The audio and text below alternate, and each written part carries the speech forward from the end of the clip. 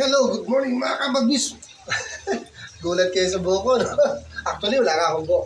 Kaya po ko, niloloko ko, bakit ganito ng buhok ko? Sabi ko, pati sa kakalbuhin ko eh. So mga kabagis, update ko lang kayo, no? Mag-re-renovate tayo ng kulungan para sa ating mga alagang warrior. No? Hindi naman total renovation. Dadagdag lang tayo ng konting viewing deck, tsaka pwede na rin nilang pugaran kahit isang pair. So, tingnan natin kung paano diskarte gagawin ko. Dumadami na sila eh. Halika, samahan niyo akong mag-upgrade. Ayun mga kabagis, ano? After almost 2 hours, nakaligo na ako. No? Tatapos ko lang gumawa ng kulungan.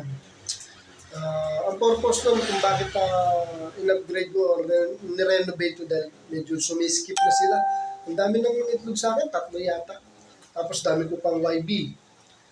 So, lahat halos lilipad pa. Kukulit. Kailangan medyo malunig sila at komportable sila sa kanilang kulungan. Halika mga kabagis ko, pasisilip ko sa inyo. Ayun. Ayan yung dating kulungan, di ba? Ngayon, in-extend ko na ito. Magkarugtong siya. Si Mrs. nagagalit na, sabi, bakit ganun palaki ng palaki? Balang araw, sa rooftop to mga ito eh. Ayan. Okay. Ayan mga YB ko. Ayun, dami ng itlog, oh. Ayun, yung white up, mga itlog niya. Bumalik na yung pares niya. Tapos may dalawa akong picture na bagong paronda. Si Brown, tsaka yun nasa dulong checkered. Yun nasa dulo.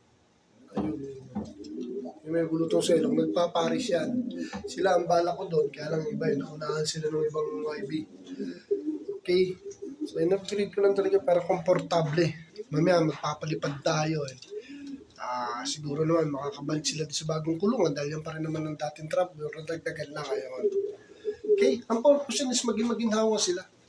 Mayroon kasi sobra silang sikip.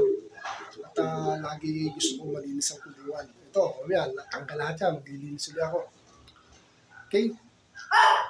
Okay, mga kabagis, dito muna. Okay, mag-aalmusan muna, no? Mamaya, pag nagpalipad ako, update ko kaya. Good morning sa atin lahat. Thank you for watching.